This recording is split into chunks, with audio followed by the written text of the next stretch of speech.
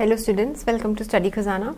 My name is Saloni Jain and today we will be discussing the chapter Work, Life and Leisure which is the 6th chapter of your history textbook. ठीक है. So इस chapter में हमें basically क्या पढ़ना है कि कैसे आपके modern cities develop हुई, कैसे लोगों के work habits and food habits, dressing habits and culture change, modernize हुए, change हुए.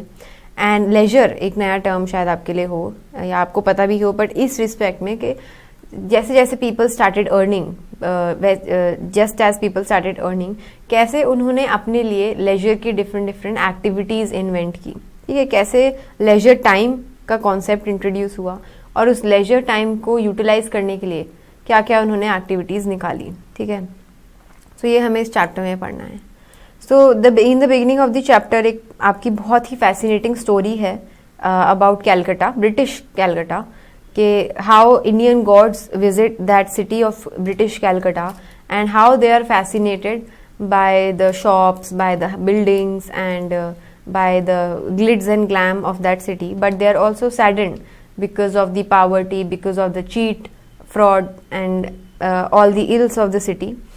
एंड ये बस बेसिकली एक सटायर है, ठीक है, जो आपकी चैप्टर की बिगनिंग में है अबाउट अ सिटी. ठीक है, कि एक जैसे ब्रिटिशर्स ने आके कैसे कैलकटा को मॉडर्नाइज कर दिया कि इवन गॉड्स वर फैसिनेटेड. ठीक है, उसके बाद आपका मेन टॉपिक स्टार्ट होते हैं कैरेक्टरिस्टिक्स ऑफ अ सिटी. तो क्या बोल रहे हैं ये, ancient cities developed when food became surplus to support a wide range of non food producers. सबसे पहले क्या होता था, मतलब जो सिटी में रहते थे लोग, almost all of them were food producers. ठीक है, and the food production was subsistence eight their level. ठीक है, कि मतलब सेल पर्पस के लिए नहीं, अपनी फैमिली, अपने पर्पस के लिए they use to grow food and they use to consume it. But धीरे धीरे फूड का जो प्रोडक्शन है वो बढ़ने लगा. ठीक है, एंड धीरे धीरे क्या हुआ, फूड का प्रोडक्शन इतना बढ़ गया कि नाउ ज़रूरी नहीं था कि everybody should be a food producer. ठीक है, नाउ नॉन फूड प्रोड्यूसर्स भी आने लगे क्योंकि फूड की अवेलेबिलिटी कम नहीं थी, फूड की बहुत अवेलेबिलिटी थी. So people started exploring out new occupations and new options. They started venturing out for new options क्योंकि food was taken care of, the basic necessity, one of the basic necessities. So now they can move on to new options. Cities were the centers of political power, administrative network, trade and industry, religious institutions and intellectual activity. The cities supported various social groups.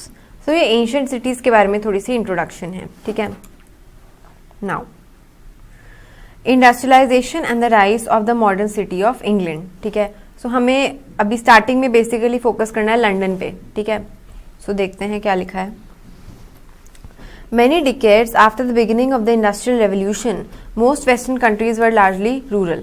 In the early industrial cities of Britain, most of the people were migrants from the rural areas. ठीक है, सो जो भी आपकी मतलब industrial revolution के बाद जो cities धीरे धीरे बननी शुरू हुई, ठीक है, कंट्रीज़ बननी शुरू हुई, वो मेनली स्टार्टिंग में रूरल थी, कोई भी ऐसे डेवलप नहीं थी. ठीक है, एंड मोस्टली जो उसमें इन्हेबिटेंट्स थे, जो लोग आए थे, ठीक है, वो मेनली कहाँ से आए थे, रूरल एरिया से, majorly for in search of employment. ठीक है, bye 1970 1 out of every 9 person in England and Wales lived in London. ठीक है, अब लंदन पे आ जाते हैं हम.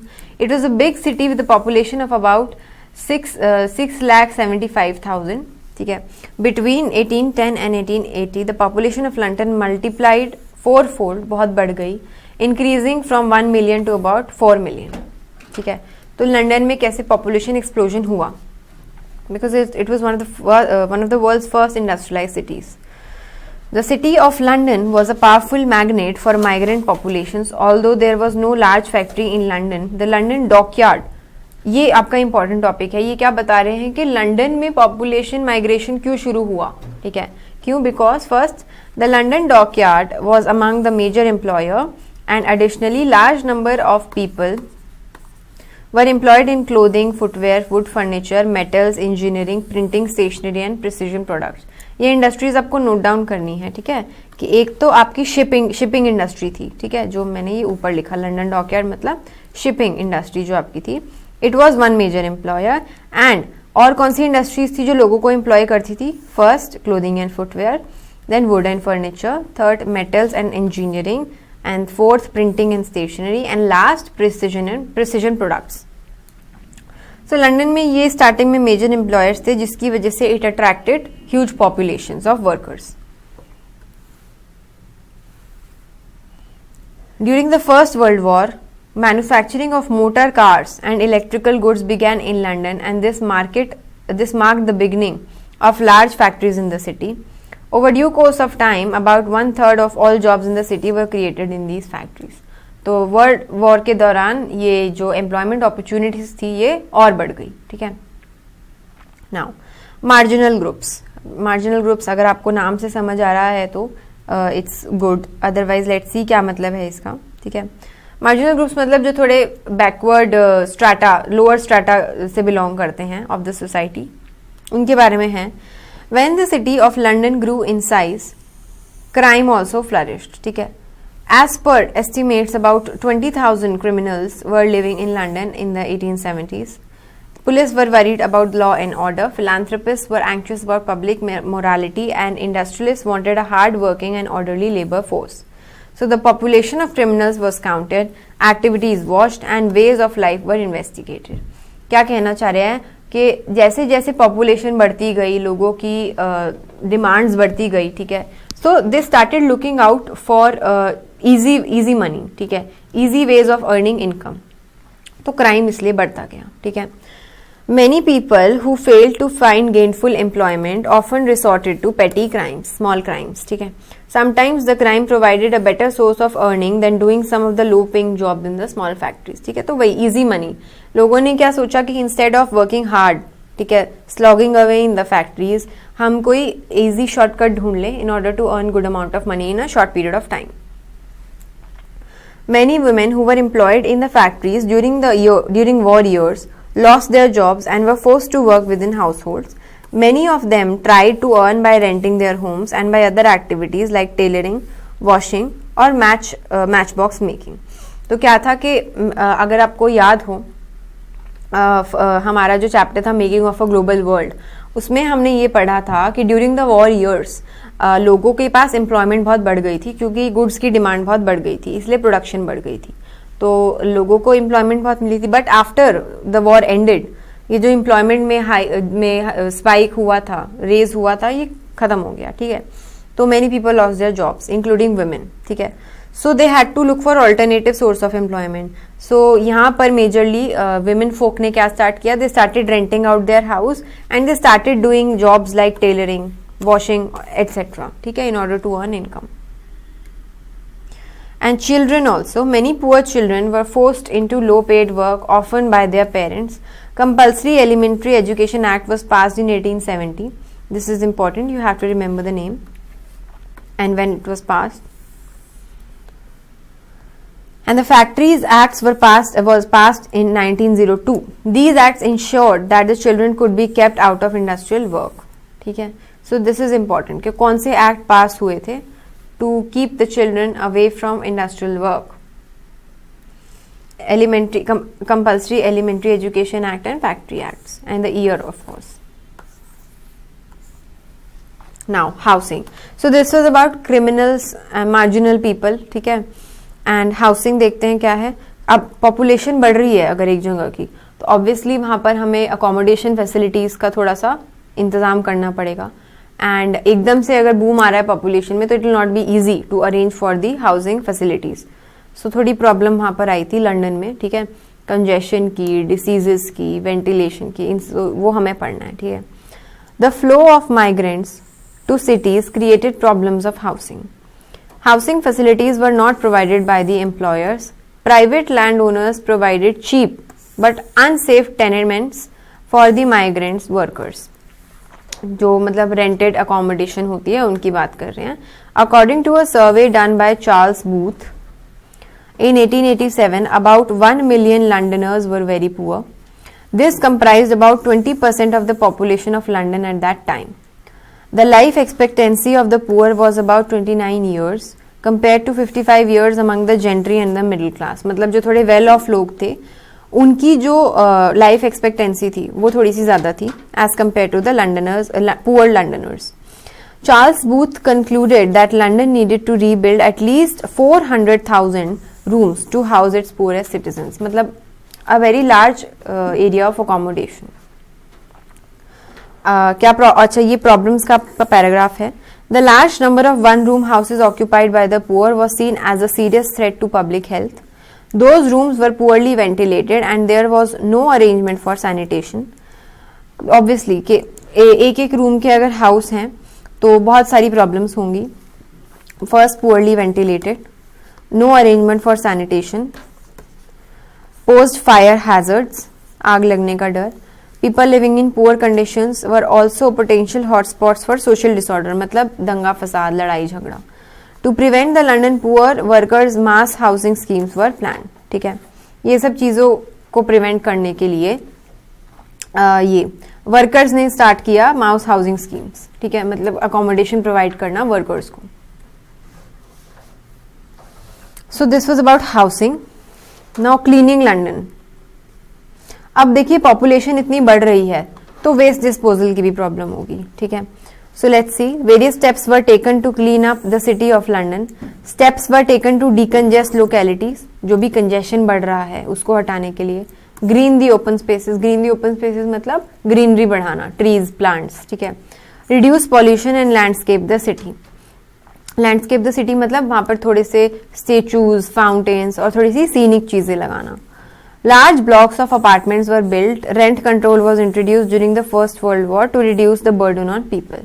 सो बहुत सारे स्टेप्स लिए गए to decongest the city, to beautify the city and to make it easy for the people to rent accommodations, to live in the city, to clean the city. ठीक है. आर्किटेक्ट एंड प्लानर एबेंजर हावर्ड, ये आपका मतलब brief में आ सकता है कि mention his contributions. So he developed the principle of the garden city, a pleasant space full of plants and trees where people would both live and work. He believed this would also produce better quality citizens. Following Howard's ideas, Raymond Unwin and Barry Parker designed the garden city of New Earswick. There were common garden spaces, beautiful views, great attention to detail. In the end, only well-off workers could afford these houses. तो आपको आ सकता है कि या तो ये garden spaces का idea किसने दिया, garden city का आइडिया किसने दिया, या फिर यही एबेंजर हावर्ड की आप कंट्रीब्यूशन बताइए लंदन को ब्यूटिफाई करने में. ठीक है. So this is it about beautifying London. And between the two world wars, the British state accepted the responsibility for housing the working class.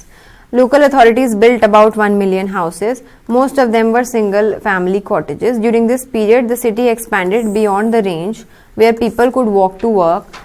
This necessitated the development of new forms of mass transport. तो एक के बाद एक चीजें they were giving rise to one another. ठीक है, मतलब एक चीज हुई तो उसने दूसरी चीज की डिमांड बढ़ा दी, दूसरी चीज की नेसेसिटी, नीड बढ़ा दी. ठीक है. सो अब हम ट्रांसपोर्ट पे आ रहे हैं कि जैसे पॉपुलेशन बढ़ रही है, लोगों को हाउसिंग मिल रही है. ठीक है, अब कुछ लोग अपने वर्क प्लेस के पास रहेंगे, कुछ लोग दूर भी रहेंगे. So now there was a need for a good means of transport. ठीक है, ये जो लिखा है ना, the city expanded. The city expanded beyond the range where people could walk to work. कि now अब लोग दूर दूर रहने लगे कि it was not possible for them to walk to work. जब पास पास रह रहे थे अपने वर्किंग प्लेस के तो it was possible कि वो on foot अपने काम पे चले जाएं. But now there was a need for a transport, means of transport. So देखते हैं उसमें क्या था. How could people be persuaded to leave the city and live in garden suburbs unless there were some means of traveling to the city for work? ठीक है, तो now उन्होंने घर तो ले लिए दूर दूर, but they needed some means to travel. This was the period when the London Underground Railway was built. The first section of the Underground opened in 1863 between Paddington and Farrington. The train service was expanded by 1880 to carry about 40 million passengers a year,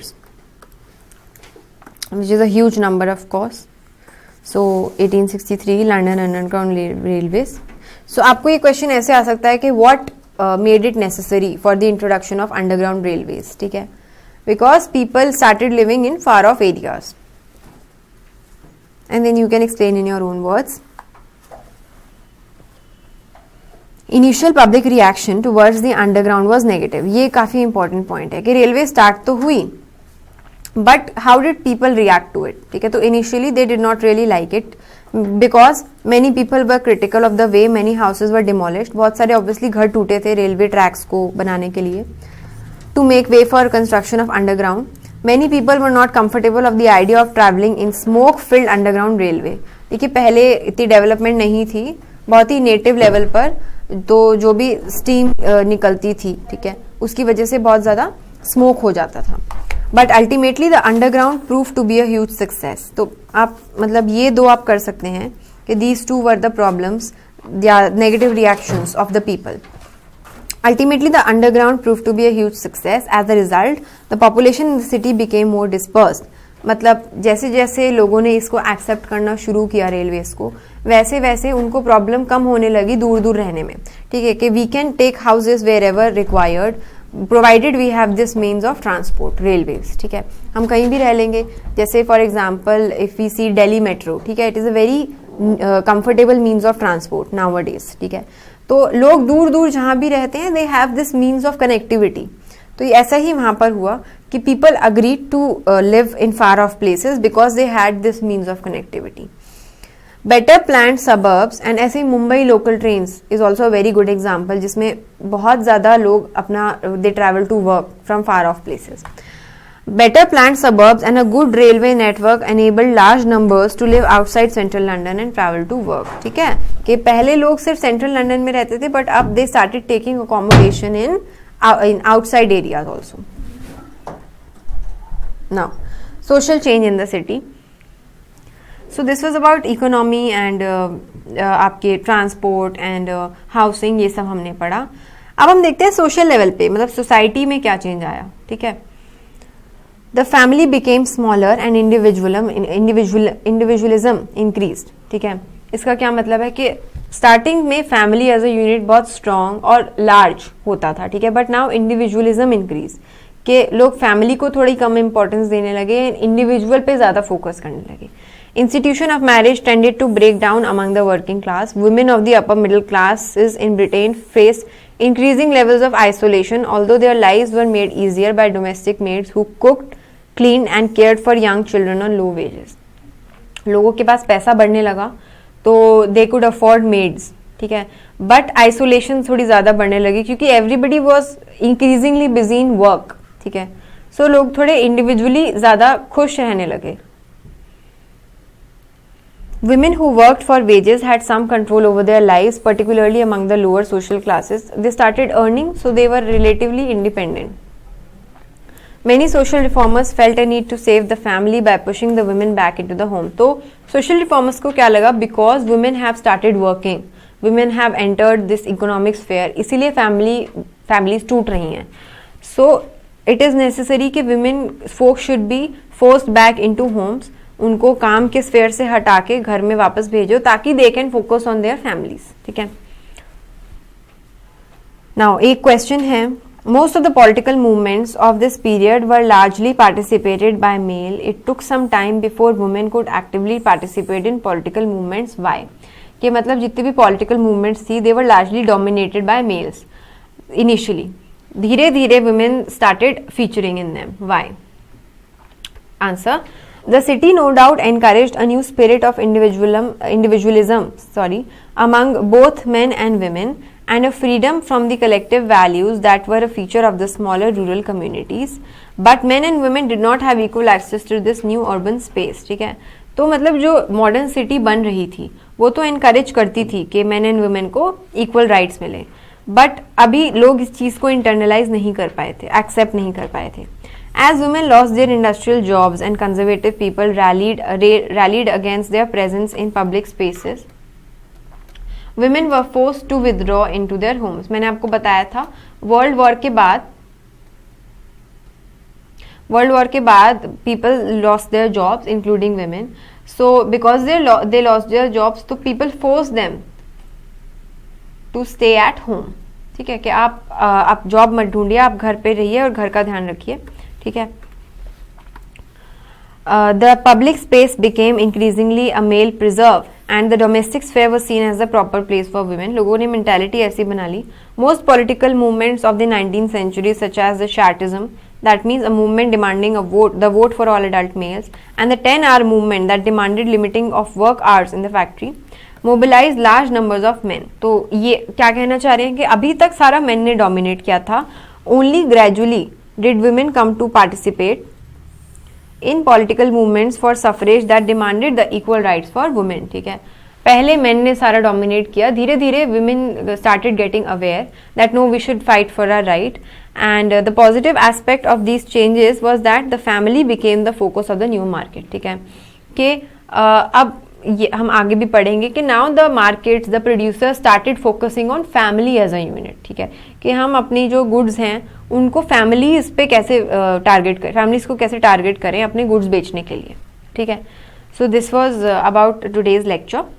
So in the next lecture I'll be discussing the remaining topics and the questions and answers of this chapter, and I hope you understood all the concepts, and we'll be back with the next lecture soon. Thank you.